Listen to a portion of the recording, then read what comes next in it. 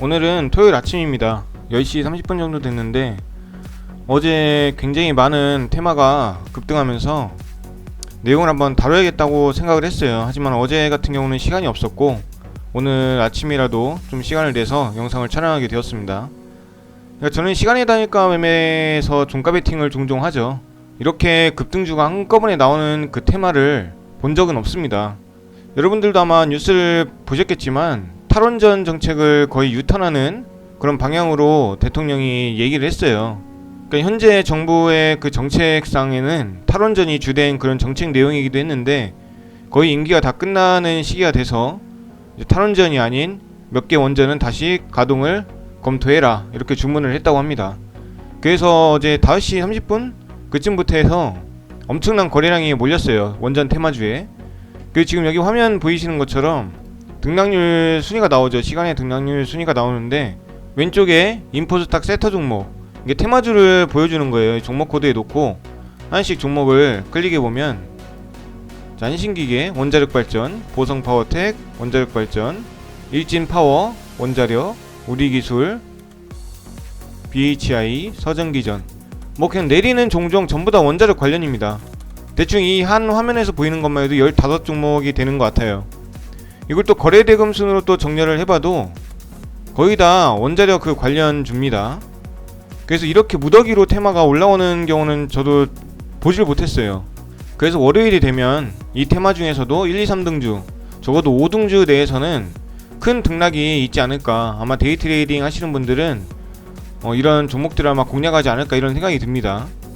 그렇다면 이 테마주 중에서도 어떤 놈이 대장주고 후발주인지 그걸 이제 보셔야 되는데, 상한가가 찍힌 종목이 3종목이 있습니다. 보성파워텍, 한신기계, 일진파워. 그리고 나머지 종목들은 상한가에 안착은 못했어요. 그래서 이제 보성파워텍 같은 경우를 보면 제일 빠르게 상한가에 진입하는 종목이 시간의 단일가에서도 1등주가 됩니다.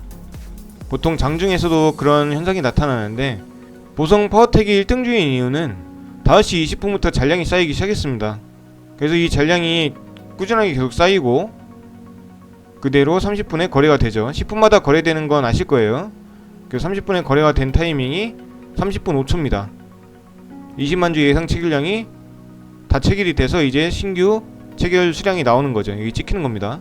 그리고 또 30분부터 40분까지 이렇게 모아서 체결이 되면 14만 9천 주가 체결이 된 거고, 그 다음 2등주가 이제 한신기계라는 종목인데, 아까 보성파워텍은 5시 20분부터 잔량이 이미 쌓여 있었는데 이 2등주 같은 경우는 한 템포가 더 늦습니다. 그 잔량 쌓이는 걸 보고 2등주도 덩달아 쌓이고 3등주도 따라오는 거기 때문에 한신기계 같은 경우는 이제 22분 37초부터 잔량이 쌓이기 시작합니다. 이렇게 잔량이 쌓이다가 30분에서 30분 30초 그 사이에 체결이 됩니다. 한꺼번에. 그래서 그 직전 시간대에 무너지는 경우가 많아요. 보시면 57초, 58초, 이제 30분 되기 직전에 잔량이 빠지죠. 쭉쭉 빠지고 무너집니다. 그리고 상한가에 잔량이 걸쳐 있다가 이게 다 체결이 이루어지면서 다시 상한가에 잔량이 쌓이는 거죠. 그래서 이렇게 보성파워텍은 계속 유지를 했지만 한신기계는 5시 30분 그때부터 상한가 잔량이 깨지지 않고 끝까지 유지가 됐습니다.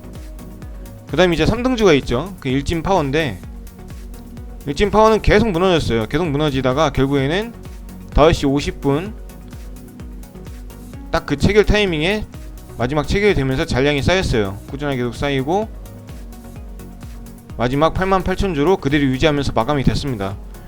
보통 테마가 이렇게 시간이 다니까 시장에서 올라오게 되면 3등주까지 이렇게 잔량이 쌓이는 경우는 잘 없어요.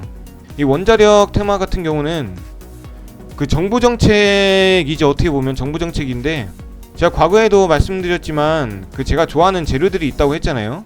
뭐 최대주주 변경이나 유상증자 3자 배정, 그리고 뭐 인수합병 이런 것들 좋아하는데, 그 중에서도 가장 강하다고 또 판단되는 경우는 자주 있진 않습니다. 그래서 말씀은 안 드렸지만 정부 정책이에요.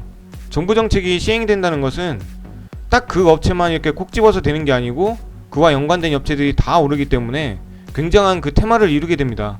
그리고 재료가 굉장히 막강하게 돼요. 예전에 그런 테마를 이룬 것들 보면 박근혜 대통령 때 육아 관련 테마, 이명박 대통령 때 4대강 테마, 그리고 자전거 관련 테마주. 그래서 그런 뉴스들이 굉장히 정부 정책에 수혜를 얻고 엄청난 급등을 했었어요. 이 원자력 발전은 탈원전이 되면서 아마 많은 기업들이 그 적자를 지속하다가 망하기도 하고 이런 경우가 많았기 때문에 그 에너지가 굉장히 쌓여 있었을 겁니다. 그러다가 이번에 그 에너지가 폭발했다고 보시면 될 것 같아요. 한편으로는 우크라이나 그 전쟁으로 인해서 요즘에 그 사료주나 석유화학주들이 굉장히 오르잖아요. 에너지 관련주들이. 근데 그거에 힘입어서 뭐 이런 원전주들이 오른다. 제 생각은 그런 것 같진 않아요. 그래서 이 원전 테마들이 어디까지 또 상승할지 몰라요. 정부 정책이라고 하지만 언제 또 갑자기 말을 바꾸고 급등하던 주식이 폭락이 나올지 아무도 모릅니다. 그러니까 월요일날 어떻게 시장을 보면서 저도 눈치껏 행동을 해야겠죠. 결국엔 대응을 해야 되는 건데, 어쨌든 지금 제 기분으로는 월요일에는 확실히 재밌는 그림이 나오겠다. 원전 테마주들이 이게 무조건 제가 매수 신호를 보내는 거다 이런 생각은 안 하셨으면 좋겠어요. 제 채널은 뭐 종목 상담을 하거나 추천을 해주거나 그런 곳은 아니고, 제가 지금 주식 투자한 지 16년 차가 됐고 이제 전업 투자는 한 7, 8년 넘은 것 같아요. 그냥 그런 경험에서 어떤 생각을 하는지만 말씀드리는 거기 때문에 너무 뭐 제 의견을 맹신하지 마시고 본인이 원칙이 있으면 그 원칙만 잘 따라서 매매하시면 될 것 같습니다. 2월달 이제 딱 하루 남았습니다. 2월 28일 월요일장 딱 하루가 남았고, 러시아랑 우크라이나가 협상을 잘해서 월요일날은 정말 급등이 나오는 우리 시장 한번 기대를 해보겠습니다.